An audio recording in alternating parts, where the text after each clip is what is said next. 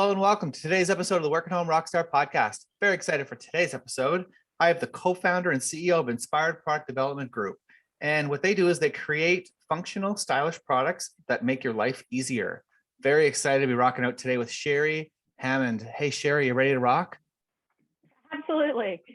Perfect. So we always start off here on a good note. So tell me a story of success in your business that we can be inspired by. So a story of success for us would be around just after the pandemic started.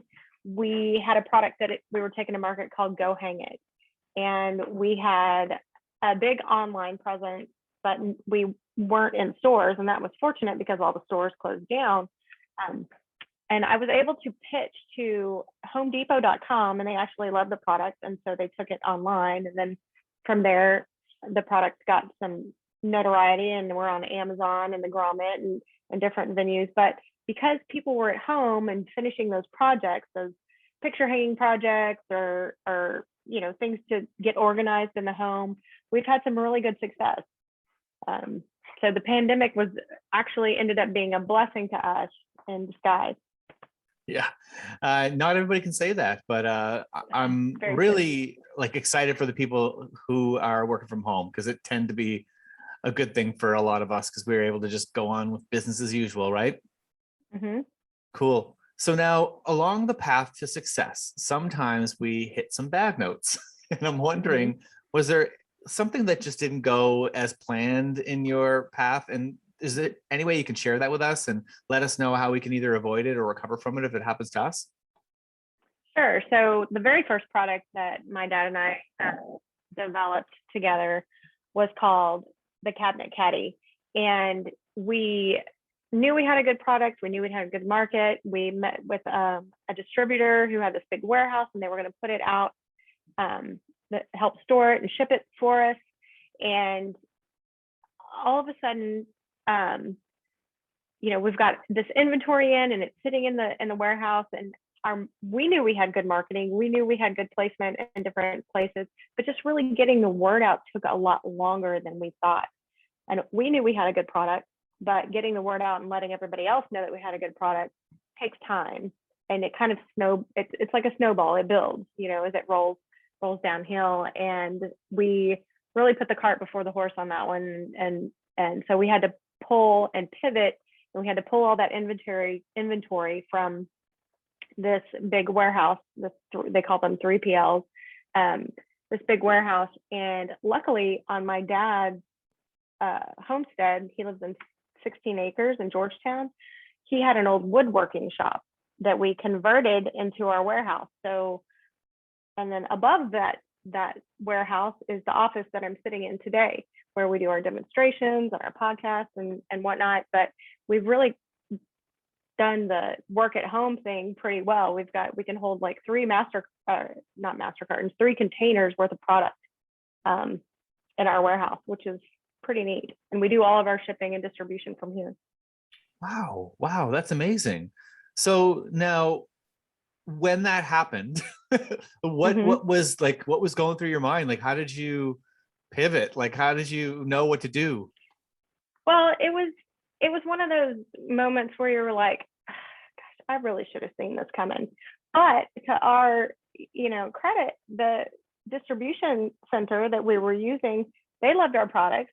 They thought, great, this is going to be great. We're going to start moving and all that kind of stuff. And it just takes time. It just takes time to reach people. Marketing is not an instantaneous thing.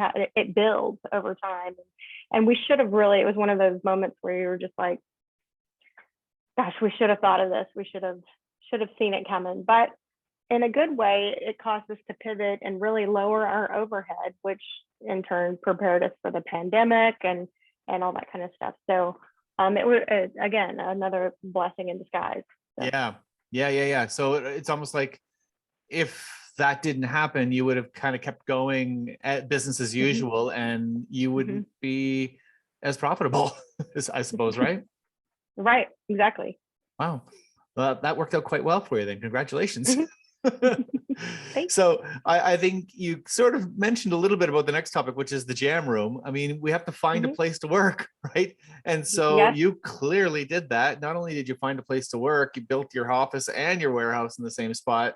Mhm. But yeah, can you give us any tips on how you're able to organize it in a way that, allows you to be very productive? So having a dedicated space is key. I think you can't, run a business from your laptop on the couch with the TV going and all that kind of stuff. So having a dedicated space and creating that dedicated space where you can remove yourself from your normal home world, is definitely key. One of the things that we like to do here is when we go to work, we act like we're at work, like we've gotten in our car and drove to, the location, and it's dedicated time. And at lunch, we, go and have lunch and walk around the property or take a stroll or do whatever, and then come back and get right back at it again. The beauty of working from home is that I'm a single mom and I have a 13-year-old son, and I get to shut down at 3 o'clock and go pick him up from school. And then if I need to come back and work some more, I can do that. Or, I can call it a day. So. Yeah, the flexibility was one of the main things that I wanted when I started working from home too. It's not that you work less, you definitely work probably more. I don't know if your experience is the same as mine, but it just allows you to be more flexible with the way that you schedule your day, right? Right. So we don't work, 5 days a week, 8 to 5. We work, 6.5 days a week, but just in, 2, 3, 4 hour chunks, right?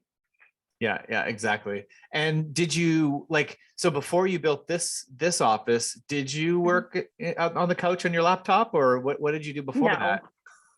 no, I worked in an office. So I was a creative director for a company called Ronco. And so it was definitely an office job. And then I left there to do freelance. And that's kind of when I retreated and started doing graphic design work kind of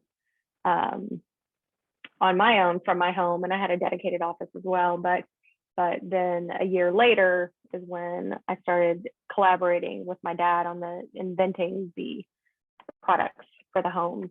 So that's how we got into. Okay. Well, so tell me a little bit about the transition from working in an office to being a freelancer. How did that go for you? Did you know what to do, or was it learn as you go? It was definitely, can I do this? Am I going to be successful at this? You have to go from having all your projects handed to you to going out and finding your project. So you have to sell yourself. You have to cite your pricing. You have to do all these things that, you never had to do before. So it's a little scary, but if you do quality work and you have grit and integrity, you can get out there and hustle, and word of mouth, just reaching out. Hey, do you need anything? Is there anything I can help you with? Everybody's trying to run a business and trying to create business cards and printed collateral and websites and all that kind of stuff. And so at that time, I just hustled and went and found clients. It was definitely a change and had to be very disciplined about it. My goal this week is to get 2 more clients, so. Yeah, having really good goals is very useful too. So now, what Mhm. about getting good at what you do? Like I call it practice makes progress instead of practice makes Mhm. perfect. And I'm wondering, Mhm. how do you approach, honing your craft? So for me, I think that my family I grew up in a very entrepreneurial family. My dad retired from IBM when I was probably about 10 or 12 years old. And he started doing a woodworking business, developed his first consumer product, which was called Disc Gear, which is compact disc storage unit. And it held the discs without their jewel cases, and it was kind of like a Rolodex. You dial it up, lift the lid, and it would present that disc to you. So you could carry 40 CDs in about a foot's length. Wow. Kept them all protected and everything. So he developed that, and so we've just always had this entrepreneurial we've always been doing something. I've been up Saturdays staining wood, you know, for the woodcraft business, helping my dad with his other businesses and stuff. So we've just always been a family that's done stuff. You know, my dad has done a very good job of ensuring that my brother and I know how to do things. You know, I've put parts in cars. I've, you know, changed tires, hauled wheelbarrows full of rocks, mowed on a tractor, you know, just all these different things. He's made sure that we're able and capable to do things so that when we left home, we would kind of be able to survive in the world. And I think that's something that a lot of people don't get right now. They sit behind a computer, a phone, you know, a desk, and everything they do is online, and they don't have any tactile skills. So Yeah, I agree. It's definitely a changing world for sure. And that's very good from your dad to have the foresight to be able to, you know, start to teach you guys just regular stuff. Like, I mean, that's really cool. Now, what about, so he worked for IBM. Did he have any other like entrepreneurial training?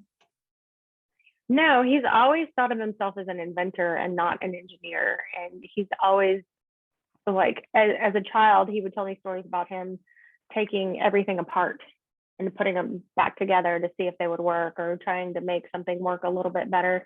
He just always tinkered at things. And so that served him well, especially when he was at IBM. My dad has over 150 patents. And so there's not many people in the world that can say that. No. And it's pretty cool. I have 4. So wow, congratulations. I'm a little late to the game. When did he start though? He started right out of college. I don't know when his first patent was. That's a very good question. I'll have to ask him. But he went straight from college straight into IBM. So I just started developing products. Now that was when they were business machines, international business machines, instead of, you know, the computer company. So he took early retirement when they made that transition from, you know, copiers, paper sorters, envelope stuffers, and all that kind of stuff to the computer side. Wow. Okay, really cool. So, I mean, that kind of leans right into the next topic, which is learning from the best. And so wondering, like, I mean, obviously you've got your dad, but other than that, do you have any other coaches or mentors, or do you participate in, you know, masterminds or anything like that? Sure. So, you know, I have my dad, but then I also have my mom. My mom was, you know, she was the musician, definitely the better musician in the family. She was a singer. She was very creative and artsy. She taught me how to paint. She taught me how to do crafts and all that kind of stuff, and really sparked that creativity in me. And then so I have the, you know, the engineering side coming from my dad and the creative side coming from my mom. And so together, you know, they've been incredible influences on my life and have helped me delve into this world and be successful at inventing products. So it's a pretty cool thing. I would definitely say, you know, I don't want to be cliche or anything, but my parents are definitely my mentors. Wow. And so have you ever like been part of any type of coaching programs or anything like that, or you get everything from them? You know, I would say life would be my best coach. My parents have always taught me to go out there and, you know, make my own mistakes and learn for them and everything. And you know, I've always considered myself a jack of all trades, master of none. So, you know, and that suits me well. I feel like I'm well-rounded, and I do enjoy, there's a book by Jen Sincero called You Are a Badass. And that is probably my favorite book. And I have read it, but I've also listened to it a number of times in the car, like on road trips and stuff. And I'd highly recommend it to anybody that wants to be fired up about things. You know, it's called You Are a Badass. Right on. So you mentioned earlier that there was maybe you had a marketing issue a little while ago of getting things rolling. What did you do to get things rolling? So one of the things that we did, which was crucial, is we did trade shows. We took our product to trade shows, we got it in front of people, and you demonstrate it, and you pay really close attention to those aha moments, those where their eyes light up, where they get it. And then you kind of hone your pitch and figure out what to do. And then from there, you take that and apply it to all of your sales endeavors, you know, all of your, and on Amazon, on our own website, and really crafting that message so that it resonates with the customers. You know, getting your product out there and in front of people is like the number one thing that you need to do. And quite honestly, you've got to see what they see when you're demonstrating your product. You got to see what makes their eyes light up and really hone in on that wow factor and those aha moments. Yeah, I get it. And you've got to do it yourself, because you can't just get someone else to do it, because otherwise you can't see and learn what you need to see and learn, right? Right. And, you know, marketing studies are marketing studies, and they're a dime a dozen, and you're paying somebody to really show your product for you. You know, and just show it to your friends, go to trade shows, do it yourself, get in there. You know your product better than anybody else. So get in there and tackle it. Yeah. And if you show it to enough people, then you get a wide enough range of reactions anyway, right? Mm-hmm. Yes. You don't have to go. And like you say, going out there and paying somebody else to do it isn't going to give you the feedback that you need, right? Right. They're either going to succeed or fail. And if they succeed, you're not going to even know what they did. Right? Absolutely. Right on. Well, it's time for your guest solo. So I want to hear about these products. Tell me more about what's exciting.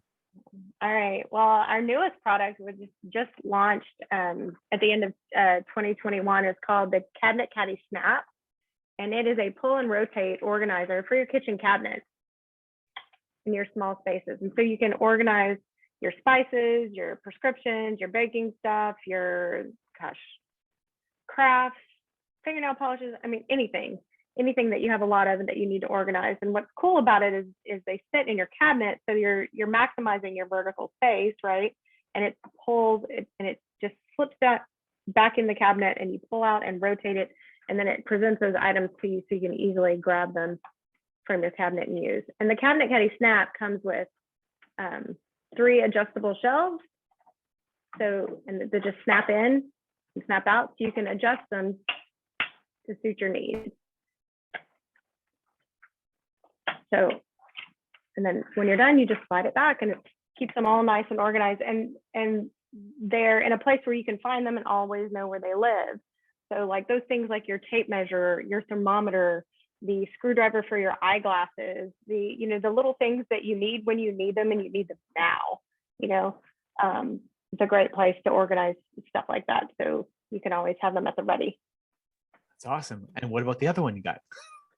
The other one is called Go Hang It. It is a picture hanging and leveling tool, and it comes with a carry case of 85 pieces of picture hanging hardware in here, this little kit that attaches to it. And so what it does, its claim to fame, this is our most successful product. It accurately identifies the exact position that the nails need to go. So in the back of your frame, you have the sawtooth hangers, right? Those little metal pieces with the little sawtooth. And we've developed these little magnet keys. They're magnets, and they have these little positioning points on them. And you push those up underneath the sawtooth hangers. Now you have these little points. So when you turn your picture around and you hang it on the wall, pop our little level off, and it sits on the top of your picture. You can level it up, and then when you have it where you want it, you push and it marks your nail holes with these little indentions, but that's exactly where you need to put your nails. So that's for the sawtooth hangers. And then if you have a wire hanger, you can push this button, this telescopes out, and you can hang your wire like right here, put this up on the wall, and when you get the picture where you want it, you remove it, and then a little poker right here comes, and you can mark your nail holes wherever the wire was hanging. And go to our website, inspiredpdg.com, and you can see all of our demo videos and see all of our products. Right on, inspiredpdg.com. Those are really cool. Mm-hmm. Now, where do we get the products? We get them directly from the website, or are they somewhere else too? You can go to the website. We're on Amazon. We're on the Grommet, HomeDepot.com, Wayfair, and I think that's it. Walmart.com, I think. Awesome. So, Congratulations. That's awesome. So what's thank you. next for you? More products. We have about 5 products in the pipeline, 2 that we're actively developing right now. This is the first time we've developed 2 at once. So it's an exciting time for us. We usually try to have a new product come to market every single year. So we're go big or go home, right? You're due then, right? Yeah, yeah. Awesome. Well, it's been so much fun rocking out with you today. Thank you so much for being on the show. Oh, thanks so much for having me. It's been fun. Awesome. And to the listeners, make sure you subscribe, rate, and comment. We'll see you next time on the Work at Home Rockstar podcast.